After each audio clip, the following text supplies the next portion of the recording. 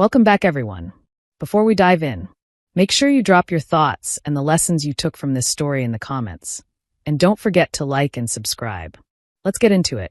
His lawyer's face went white. I mean, completely white, as if someone had drained every drop of blood out of him in one brutal second. Reginald Price, the most expensive divorce attorney in the state, the man people whispered about as if he never lost a case, stood there with trembling hands, flipping through documents he clearly had not expected to see. My husband, Tyrone Bennett, sat next to him, and I watched the confident smirk he had worn for weeks melt away like ice cream on hot pavement. Pure terror slid in to replace it. This was the same man who told me to get out of his house. The same man who called our daughter disgusting names. The same man who thought he was about to take everything from me. In that courtroom, at that moment, he finally understood. He had already lost. But to understand how we got there, you have to go back 7 weeks, to the night I thought my life was over. My name is Raven McCall, and I am 34 years old. For 10 years, I believed I had a good marriage. Not perfect, not the stuff of fairy tales or romance films, but solid. Functional. We had a nice home in the suburbs, a child we adored, or at least I thought we both did, a respectable income, and a life that, from the outside, looked settled and stable. Before I became a mother, I worked as a forensic accountant. I was very good at it. My job was to find money that did not want to be found, to uncover fraud schemes executives were sure were bulletproof. The thrill of tracing a hidden pattern through columns of numbers was my version of solving a mystery novel. But when our daughter was 2 years old and diagnosed with a chronic respiratory condition, Tyrone convinced me to stay home. He told me Skylar needed me. He said he made enough money for both of us, and that there was no reason for me to keep working when our daughter's health was fragile. He promised I could always go back later, when things calmed down and Skylar was older. He said all the right things in all the right tones, touching my shoulder and looking at me like I was the center of his world. I believed him. I told myself I was doing the right thing, choosing my child over my career, that numbers would always be there when I was ready to return to them. You would be amazed how easily you can talk yourself into dismantling your own life when it is wrapped in the language of love and sacrifice. Skylar's diagnosis changed everything. She had trouble breathing when she caught even mild colds. We spent long nights in emergency rooms counting her breaths and watching monitors. The sound of her slight wheeze haunted my dreams even on quiet nights. Stepping away from my job felt unavoidable. I was at every appointment, every pharmacy visit, every late-night inhaler. Tyrone seemed supportive at first, bringing home flowers and saying things like, "We are a team, baby. I will handle the money. You handle our girl." I wanted to believe that division of labor meant we were equal, just in different lanes. Looking back, I can see how he quietly shifted all financial power into his own hands while he told me he was protecting me. That Tuesday evening started like any other, or at least it seemed that way at first. I was in the kitchen sautéing vegetables and checking the oven timer with one hand while I reminded Skylar to finish her spelling homework. She sat at the table, her legs tucked under her chair, pencil tapping lightly against the page. The house smelled like garlic and rosemary and something faintly medicinal from the humidifier in the hallway. Tyrone never came home early. Ever. So when I heard his key in the door before 6 o'clock, my first thought was that something was wrong at work. I wiped my hands on a towel and stepped out to the dining room just as he loosened his tie and sat down across from our daughter. "We need to talk," Tyrone said, his voice oddly calm, like he was announcing the weather. He glanced at Skylar, then back at me, and for a second I thought he would ask her to leave the room. He did not. He folded his hands on the table. "I filed for divorce this afternoon." Just like that, like he was telling me he had picked up dry cleaning. I felt the floor tilt under my feet. "You did what?" I heard my own voice, quiet and thin, as if it belonged to someone else. Tyrone sighed as if I were the unreasonable one. "I filed for divorce. It is time. This marriage is not working for me anymore." Tyrone kept talking, and every word landed like a punch to my stomach. He wanted everything. The house, the cars, the investment accounts, every asset I thought we shared. He informed me that he had already hired Reginald Price, the top divorce attorney in the state, and that I should just be realistic and accept that I was going to lose. He leaned back in his chair, confident, like this was simply a business transaction and not the destruction of our family. I stared at him, trying to process what he had just detonated in the middle of our kitchen, the sound of the oven timer shrieking behind me and Skylar's pencil now motionless on her page. Then Tyrone turned his attention to our daughter.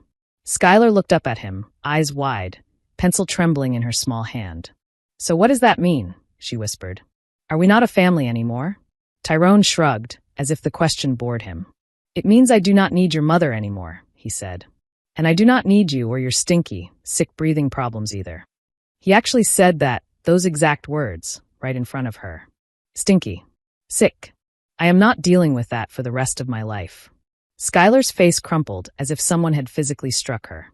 She burst into tears so hard she could barely breathe, the sound catching in her throat. I rushed to her side, wrapping my arms around her slender shoulders, feeling her body shake against mine. I held our sobbing child while my entire world collapsed around us, and Tyrone's expression barely shifted. He looked annoyed, like our pain was an inconvenience to his schedule. He glanced at his watch, tapped his fingers on the table, and asked if dinner was almost ready. I remember staring at him in disbelief, trying to reconcile this cold stranger with the man I had once loved so fiercely. Before I could even speak, the doorbell rang. Of course it did, because when your life is falling apart, there is always some new intrusion waiting on the doorstep to make it worse. Tyrone's mother, Lorraine, walked in without waiting for anyone to answer. She had a key, naturally. Lorraine had boundary issues the way the ocean has water issues. She swept into my kitchen as if she owned the place, her heels clicking sharply on the tile, her perfume arriving a full second before she did. She barely glanced at Skylar, still crying in my arms, before setting her purse on the counter and pulling out a small tape measure. "I told you these curtains were outdated," she said, extending the metal strip across the window. "Now we can finally do something tasteful in here." She was measuring my kitchen windows for new curtains while my daughter sobbed and my marriage lay in pieces on the floor. Lorraine had never liked me. From the day Tyrone introduced us, she made it clear she thought he could do better. I came from a regular middle-class family and went to a state college. My parents were teachers, not executives. I did not have the right pedigree or the right social connections or, apparently, the right window treatments. For 10 years, Lorraine dropped little comments about my cooking, my housekeeping, my parenting, my body, my clothes, tiny barbs delivered with a sweet smile. Now she was triumphant. "I am proud of you, baby," she told Tyrone, still measuring. "I always knew she was just after your money." The irony of that statement would not become fully obvious until later, but at the time it felt like someone had taken sandpaper to my heart. Tyrone stood in the doorway, arms crossed, while Lorraine surveyed his house. He told me I had 48 hours to pack my things and leave. His exact words were, "You have 2 days to get out of my house." My house, the house I had lived in for 8 years, where I had painted the nursery, where I had paced the hallway with Skylar during feverish nights, where I had cooked countless dinners while he worked late. 2 days to erase a decade. Skylar clung to me, her face buried in my shoulder, her breathing shallow and uneven. I did not argue. I could not. I felt like someone had poured concrete around my feet and left me to drown in it. I did not sleep that night. I sat in Skylar's room in the dim glow of her nightlight, watching her chest rise and fall, listening to the slight wheeze that never quite went away. Every now and then she would stir and mutter in her sleep, clutching her stuffed rabbit tighter, and I would stroke her hair until she settled. In the silent hours, I replayed the past 10 years in my mind, searching for all the signs I must have missed. The late nights at the office, the business trips that kept multiplying, the way he looked at his phone sometimes and smiled at messages I never saw, how he grew increasingly impatient when I talked about Skylar's appointments or my worry about the bills. Somewhere along the way, while I focused on being a good mother, I had become an invisible wife. The next morning, I started packing boxes in our bedroom like a guest who had overstayed her welcome. I folded clothes with numb hands, sorted through drawers, and tried to decide which pieces of my life would fit in my car and which had to be left behind. While moving Tyrone's nightstand to unplug a lamp, I found a crumpled bank statement that must have fallen behind it months ago. I almost tossed it into the trash with the dust bunnies, but old habits die hard. When you have spent years analyzing financial documents, you cannot help glancing at numbers. So I smoothed the paper on the bed and scanned the page. Something was wrong. The account balance was far too small. I knew roughly what Tyrone earned, even after years of being shut out of the day-to-day finances. I knew our mortgage payment, our utility bills, our usual expenses. The math did not work. There should have been at least 3 times that amount resting in savings. I felt a faint spark of my old self flicker to life as my eyes moved down the page. Where was the rest of our money? I folded the statement carefully and slipped it into my purse. At the time, I did not know why. Maybe it was instinct. Maybe it was hope. Maybe it was simply the forensic accountant inside me refusing to ignore a discrepancy. Tyrone stood by the front door as I loaded the last boxes into my car. The house looked strange, half empty, like a stage after the props had been removed. Skylar was already buckled in the back seat, clutching her stuffed rabbit and looking confused about why we were leaving the only home she remembered. Tyrone did not hug her goodbye. He did not even look at her. He checked his watch, irritated, as if we were making him late for a tea time or a dinner reservation. "Make sure you turn in your keys," he said. It was the last thing he said before closing the door behind us. I drove away from the house I had paid for, the life I had built, and the man I thought I knew. Skylar asked in a small voice, "When are we coming back home?" I did not have an answer. All I had was a crumpled bank statement and 10 years of professional training Tyrone had apparently forgotten about. Our new place was a tiny rental apartment with thin walls and an aging heater that rattled at night. The living room was barely large enough for a thrift store couch and a chipped coffee table. Skylar's new bedroom was hardly bigger than the walk-in closet we had left behind.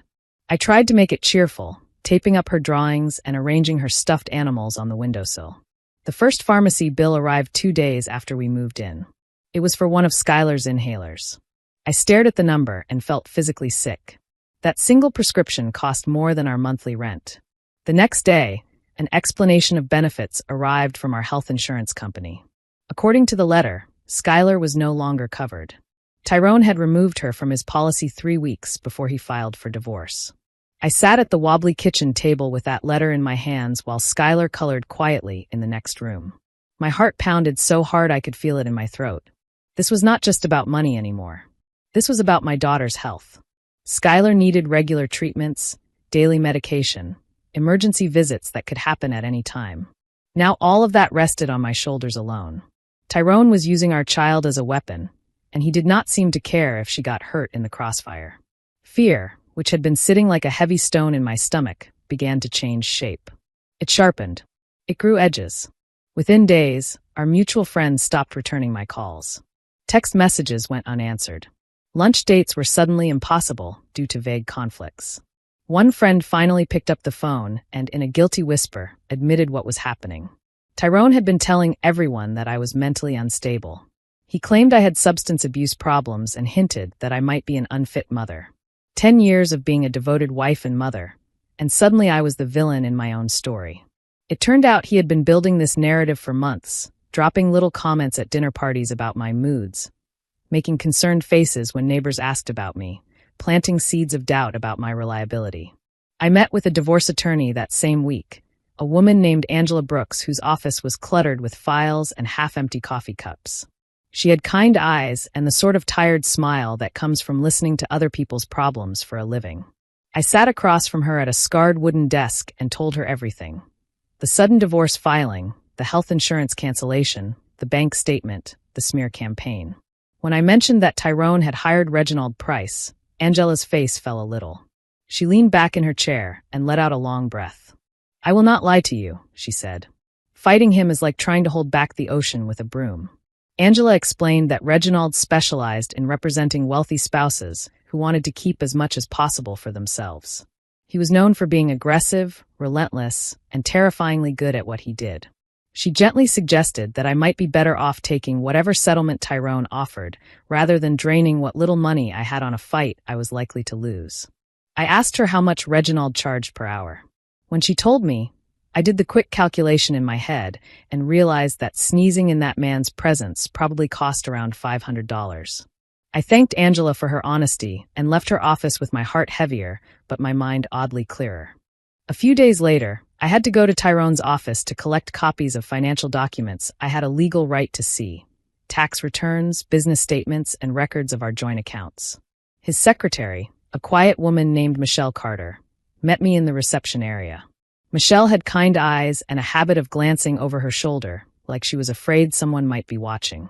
As she helped me gather the files, I noticed a soft tremor in her hands. "I am so sorry about everything," she whispered when Tyrone was out of earshot. There was an empathy in her gaze that made me wonder what she knew. We stepped past Tyrone's office door while Michelle searched a cabinet, and that was when I saw her. A young woman, maybe 26, perched on the edge of Tyrone's desk like an ornament. Her name, as I would later learn, was Brittany Lane. Her hair was perfectly styled, her nails immaculate, her clothes expensive and carefully chosen to be just a bit too revealing for an office. She laughed at something Tyrone said and touched his arm lightly, the way women touch men they are sleeping with. When she saw me standing in the doorway, she did not look embarrassed or apologetic. She smiled. It was the kind of smug little smile that said she believed she had already replaced me. The affair had been going on for 2 years. 2 years of lies. 2 years of business trips that were not business trips. 2 years of late nights at the office that had very little to do with work. While I was at home managing Skylar's treatments, keeping up the house, and supporting Tyrone's career, he was building a separate life with Brittany. I left the office with a folder of documents under my arm and a new understanding burning in my chest. On the way home, against my better judgment, I opened social media and found Brittany's profile within minutes. Her page was a monument to my husband's betrayal. There were photos of them at fine restaurants Tyrone had always claimed were too expensive for us.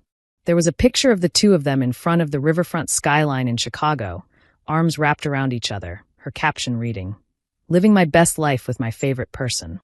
There were beach photos from an upscale resort in Hawaii, where I had always dreamed of going someday.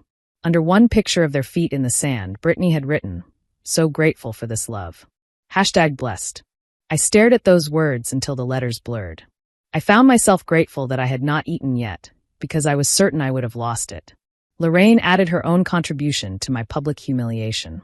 She posted a long message on her account about how relieved she was that her son had finally gotten free from me.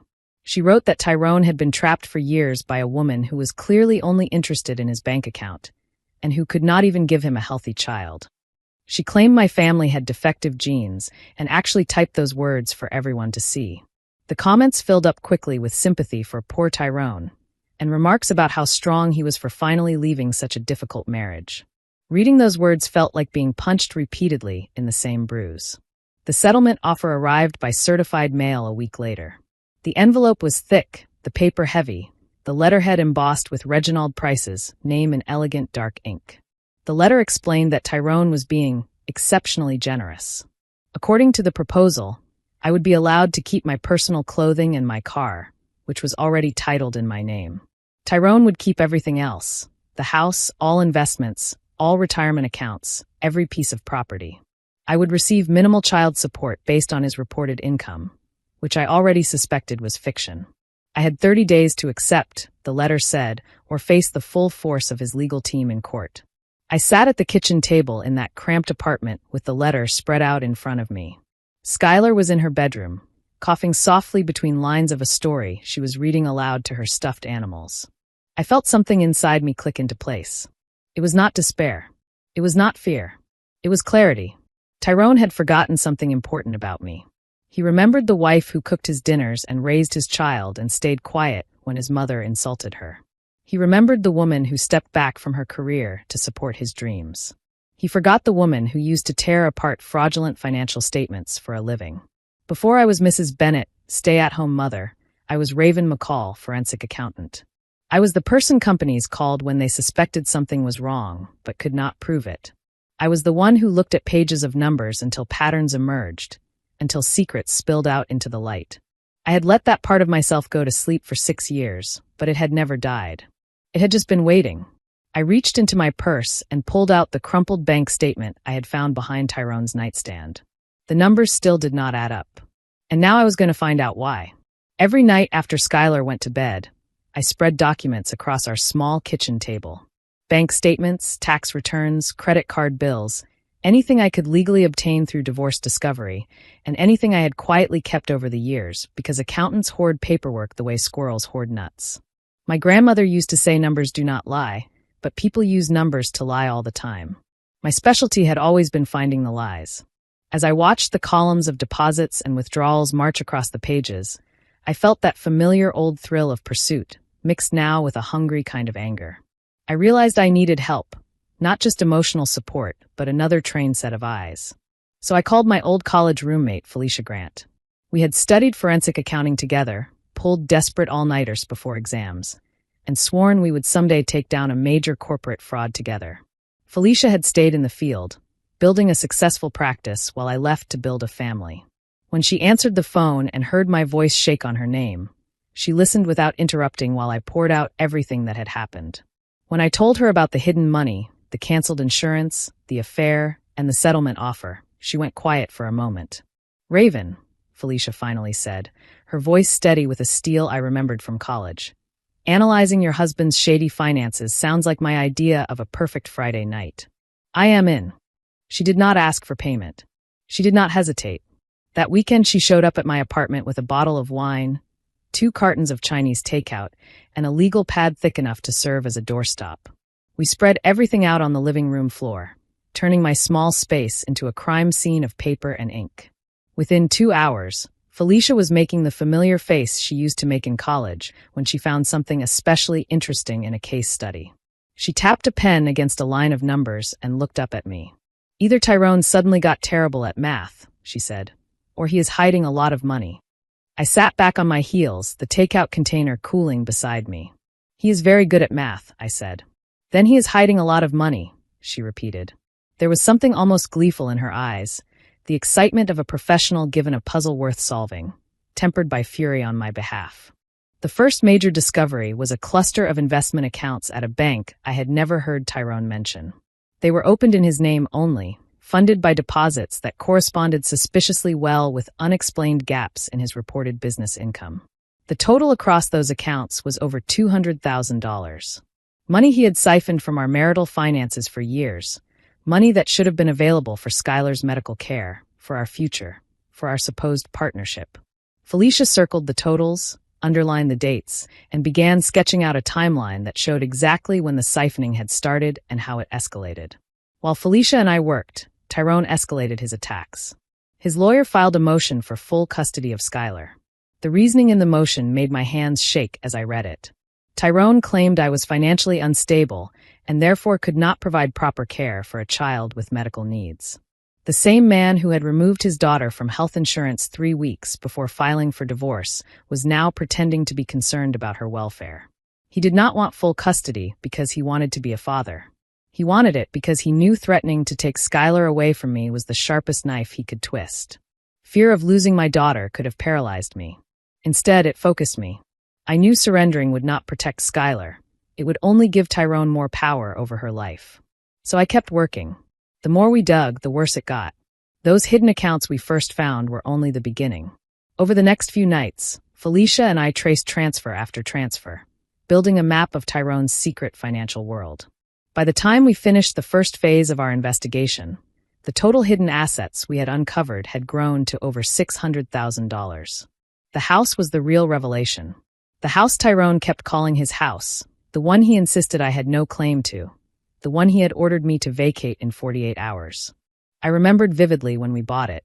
I was 7 months pregnant with Skylar and having complications. The doctor had put me on bed rest. Tyrone said he would handle the closing paperwork.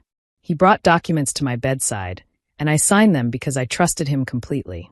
I was focused on keeping our baby safe, not on reading every line of legal text. It seemed romantic at the time, my husband handling the details so I could rest. After Felicia left one night, I stayed up alone with the house file. I pulled out the closing statement and went through it line by line. There it was, a down payment of $175,000, wired from my personal account. That money came from my grandmother's estate. She had passed away in our first year of marriage and left me $200,000. It was the most money I had ever seen in my life, and I wanted to use it to build something lasting, something our daughter would grow up in. I had the bank transfer records. I had the closing statement showing the exact amount. Then I looked at the deed itself. My name was not there. The house was titled solely in Tyrone's name. He had used my grandmother's money to buy a house, and then made sure I had no legal ownership of it. I sat at the table, the deed trembling in my hands, anger and grief tangling in my chest. I called Felicia, even though it was nearly midnight. She answered on the second ring, and I told her what I had found. "Do you have proof of the payment came from your account?" she asked. "Yes," I said. "I have everything." Felicia let out a low whistle. Then Tyrone is either incredibly arrogant or incredibly foolish, she said. Maybe both. We are going to bury him with this. We kept finding more. There was a shell company registered in Delaware, a limited liability company with a vague name and no apparent employees. Tyrone funneled money into it from his real estate business through inflated invoices and bogus consulting fees. From there, funds moved into offshore accounts in places I could not pronounce. The pattern looked like something out of a textbook on embezzlement. Tyrone was not just hiding money from me. He was hiding money from his own business partners, from the Internal Revenue Service, and from anyone else who believed in him. I thought about his partners, men I had met at company dinners and holiday parties. They had families, too. They had trusted Tyrone with investments and reputations and livelihoods. He was stealing from them as surely as he was stealing from me. My grandmother had always told me to keep emergency money somewhere no one else could touch, a quiet little nest egg for the day life surprised me. I had listened. I had $8,000 in an account Tyrone never knew about. It was not much compared to what he had hidden, but it was mine. That money, combined with my skills and Felicia's help, became the foundation of my fight back. I had also kept my professional certifications active, renewing them through online courses during nap times and quiet evenings. I told myself I was doing it just in case I ever decided to return to work. Looking back, I think some part of me always knew I might need those credentials again, not for ambition but for survival. The accountant in me had been preparing for disaster while the wife in me still believed in forever. The evidence was growing, and the threads were coming together, but I needed someone who could turn this mountain of proof into a legal earthquake. Angela had been honest with me about her limits. I needed a lawyer who was not afraid of Reginald Price. Felicia knew exactly whom to call.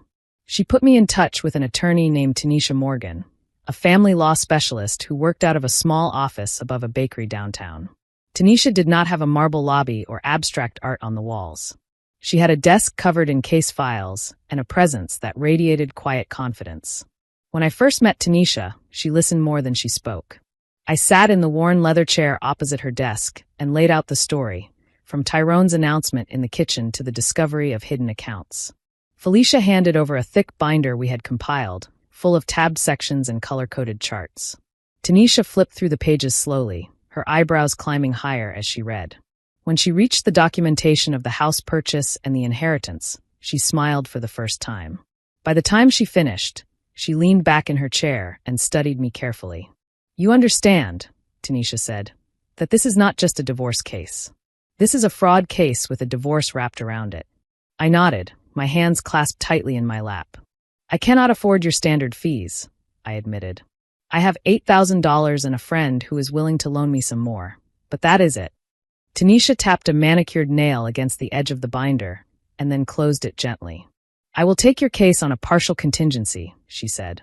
"A small retainer now and a percentage of whatever we recover. Because we are not just going to survive this, Raven. We are going to win." Tanisha described Tyrone's situation as a house of cards built on quicksand during an earthquake. The analogy made me laugh for the first time in weeks. Her first instruction surprised me. She told me to act defeated. "Let them underestimate you," she said. "Let Tyrone and Reginald believe they are crushing some overwhelmed housewife who does not understand what is happening. The more confident they are, the sloppier they will become. Sloppiness leaves evidence." I was not used to pretending to be weaker than I was, but I understood strategy. I agreed. So I played the role.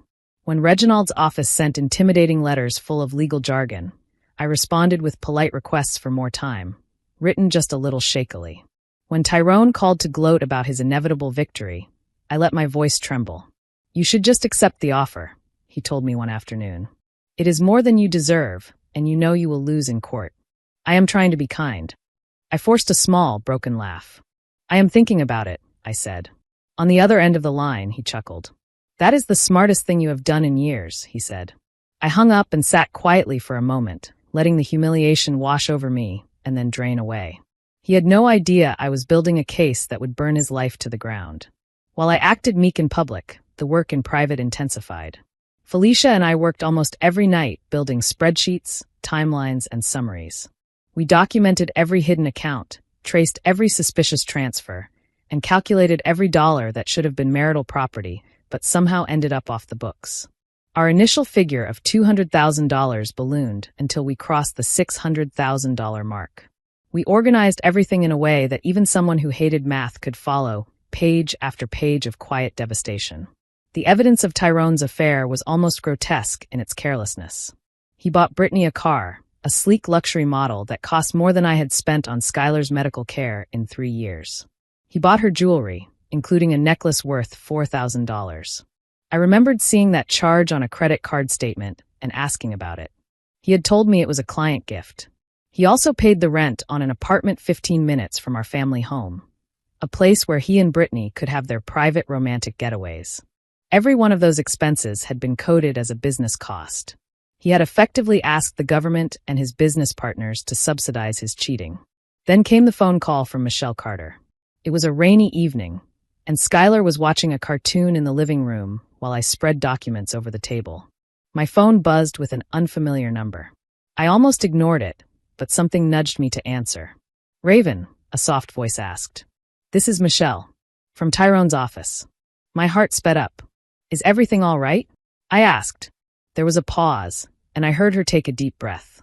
"No," she said. "Not really. I have something you need to see. Can we meet somewhere private?" We met at a coffee shop across town, a small place tucked between a laundromat and a bookstore. Michelle sat in the corner, a folder clutched to her chest. She looked older than she had in the office, the lines around her eyes deeper, her shoulders slightly hunched. When I joined her, she gave me a weak smile and slid the folder across the table. "I have been holding on to these for years," she said. "I kept telling myself it was not my business, that I needed my job. But when I saw how he treated you and Skylar, I could not keep pretending." I opened the folder and felt my breath catch. The folder was 3 inches thick. Inside were copies of documents Tyrone believed had been deleted, emails he assumed were gone forever, paper trails of fraudulent invoices and wire transfers, all organized chronologically and cross-referenced by transaction. Michelle had quietly printed and saved everything, storing it in a locked drawer and telling herself she was just being thorough. Now she was handing it to me. "My daughter went through a terrible divorce 5 years ago," Michelle said, her voice shaking.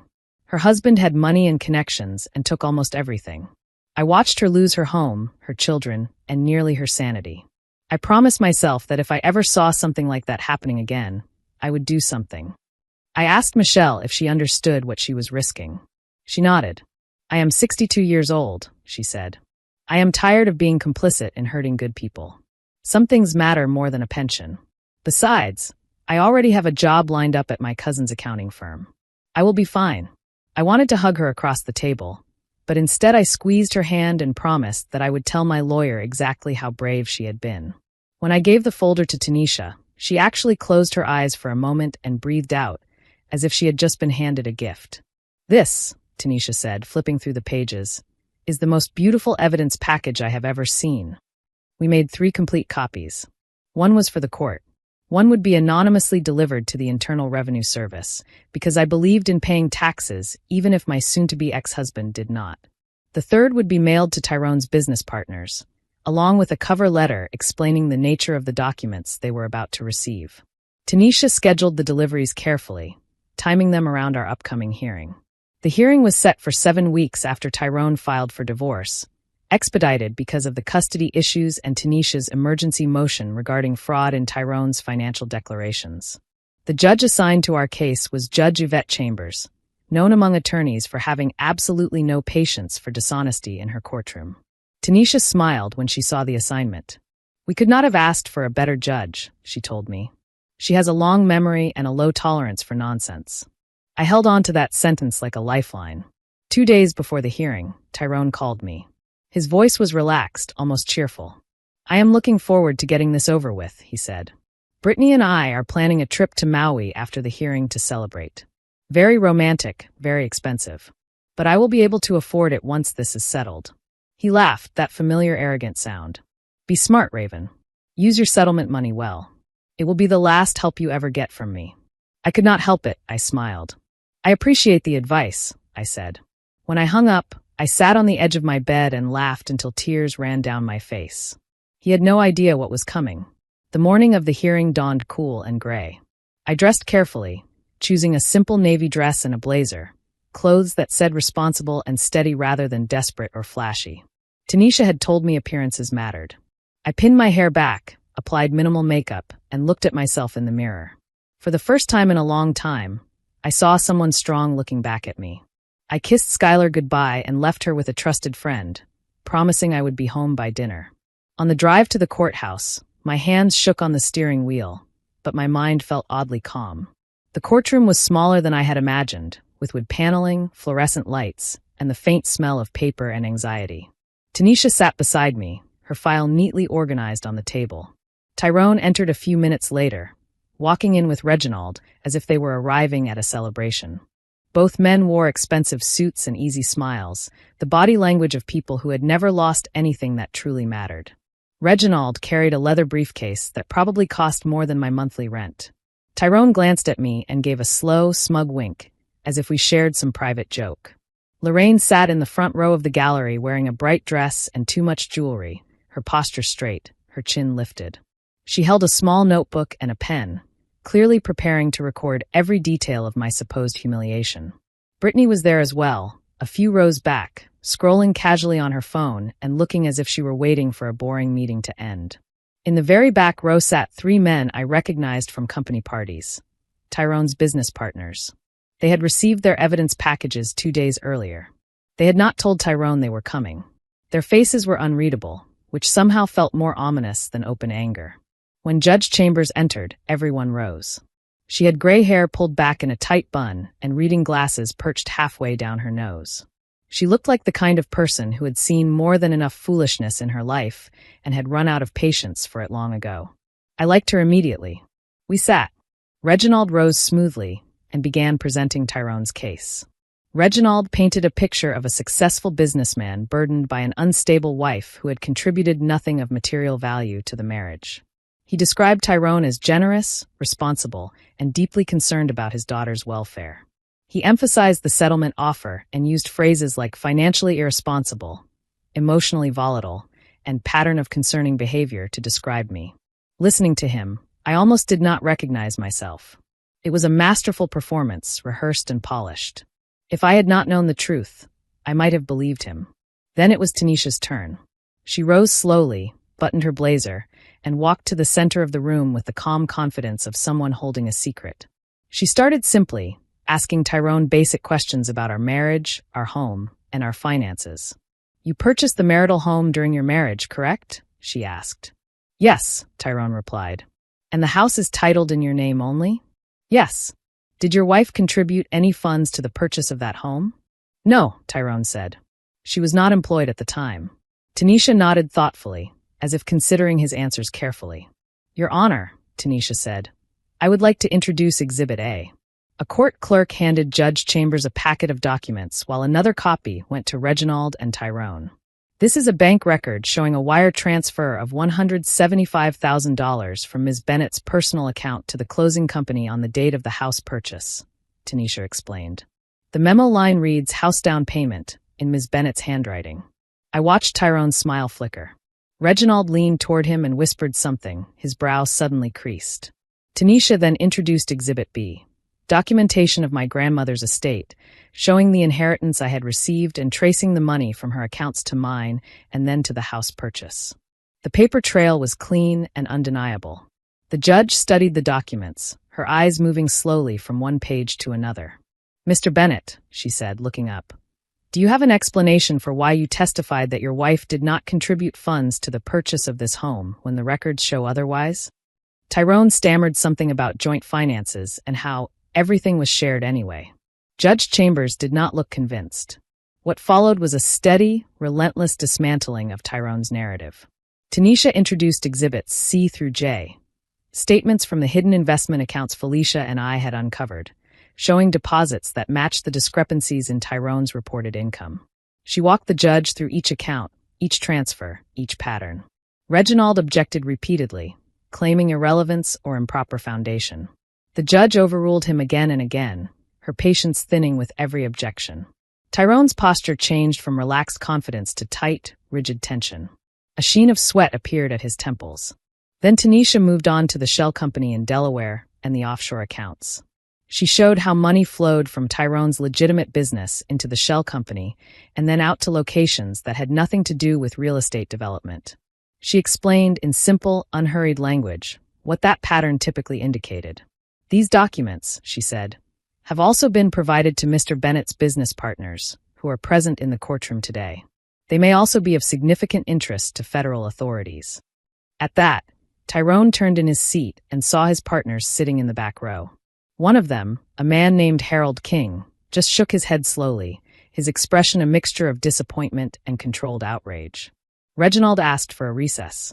His voice, which had been so smooth and authoritative earlier, came out a little strained.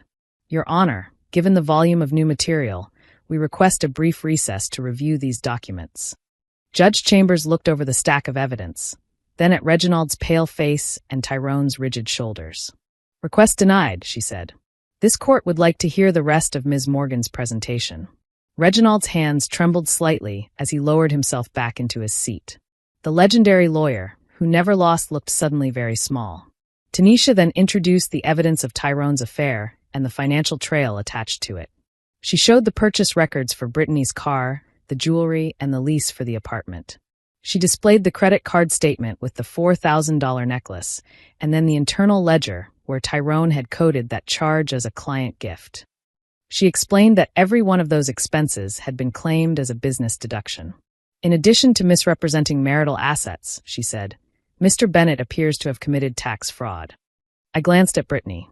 She was no longer looking at her phone. Her eyes were fixed on the exit door.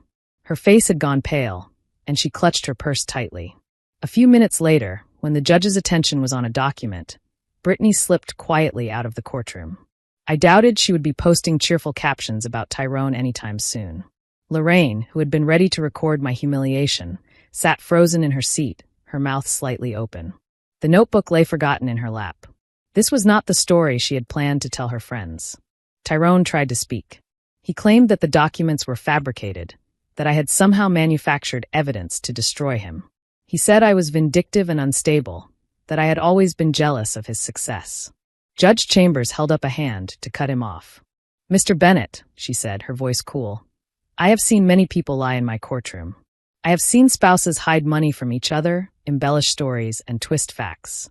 But the audacity required to commit fraud against a spouse, business partners, and the federal government at the same time, and then lie about it under oath, is remarkable.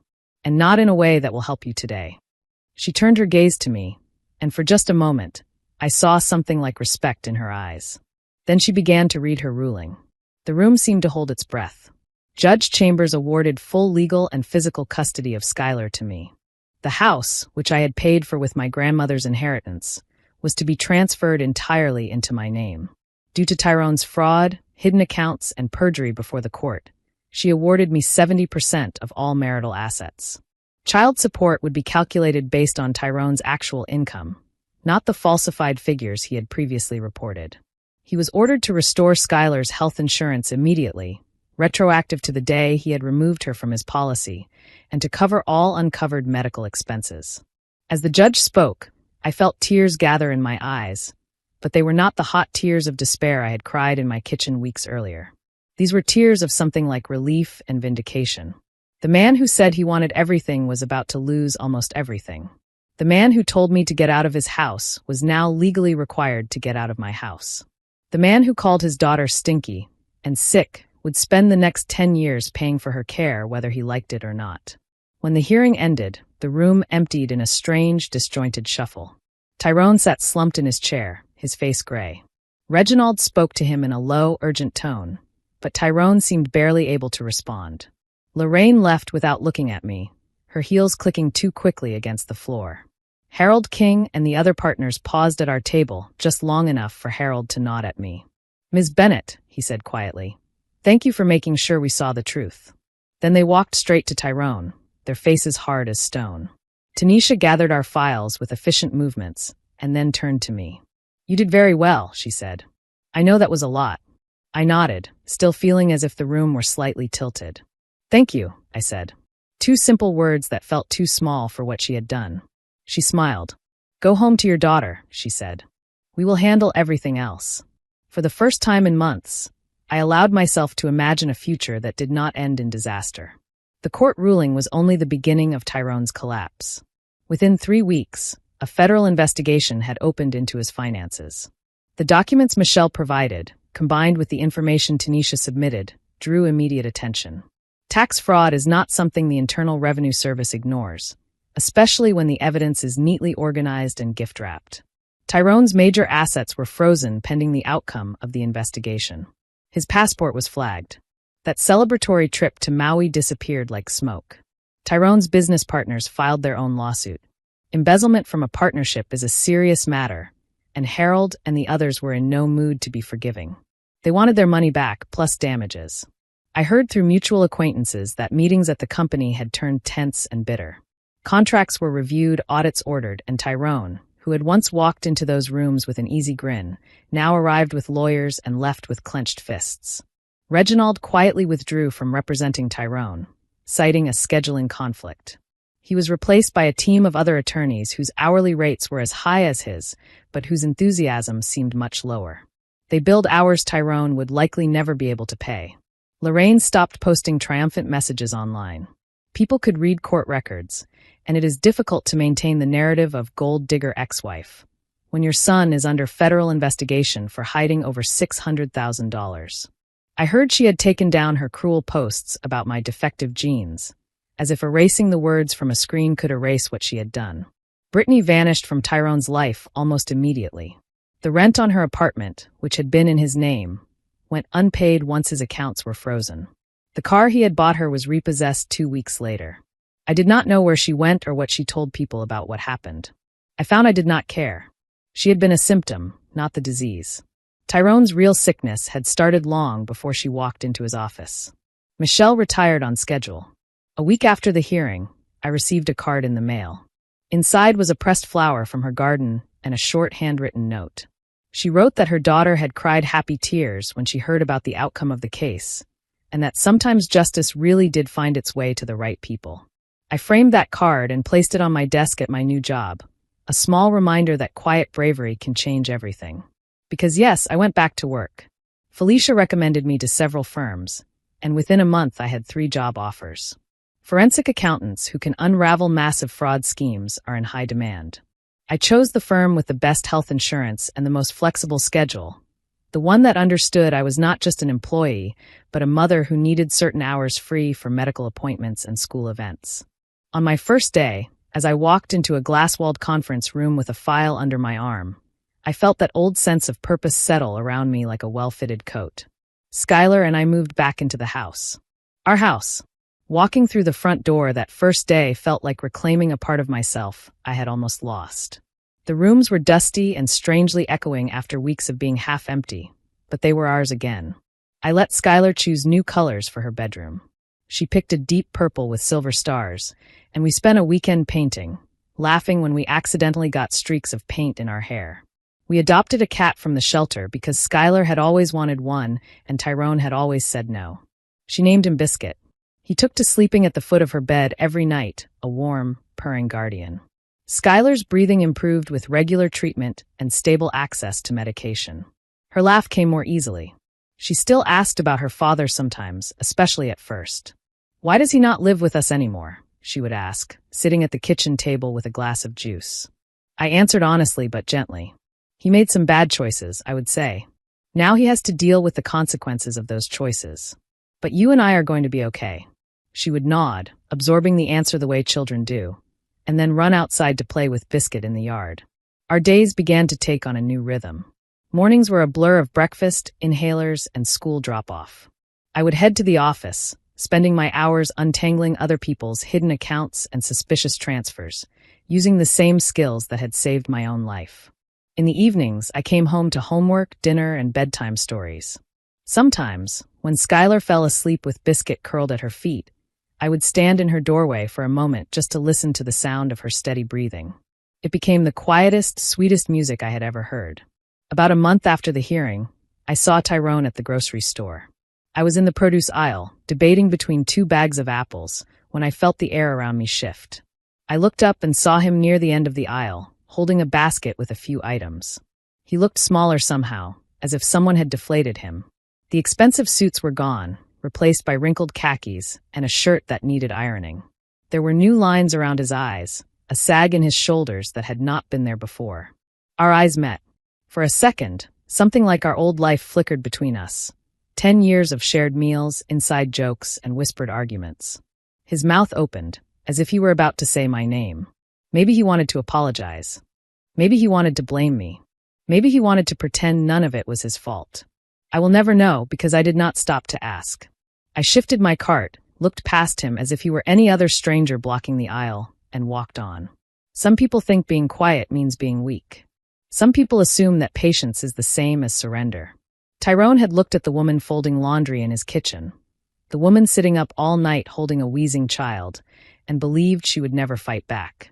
He should have paid more attention to his wife's career history before he decided to steal everything she had.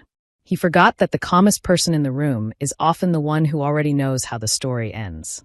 My grandmother used to tell me that the universe has a long memory and a very particular sense of timing. I did not always believe her. There were nights in that tiny apartment when the bills stacked up, when Skylar coughed in her sleep, when the weight of what Tyrone had done pressed so hard on my chest that I could barely breathe, and I wondered if the universe had forgotten me entirely. But sitting at the kitchen table now, watching Skylar chase Biscuit through the backyard of the home I fought for, I think maybe my grandmother was right. Justice does not always arrive quickly. It does not always look like a dramatic speech or a grand gesture. Sometimes it looks like bank statements spread across a kitchen table at midnight, like a secretary quietly saving emails in a locked drawer, like a friend showing up with Chinese food and a highlighter. Sometimes it looks like a judge pushing her glasses up her nose and saying, in a calm, firm voice, "No more." It took time, and it cost more than I ever wanted to pay, but when justice finally came for Tyrone Bennett, it came completely. If you enjoyed this story, please like, comment, and share this video with your friends. Subscribe and turn on the notification bell so you never miss a powerful story drop.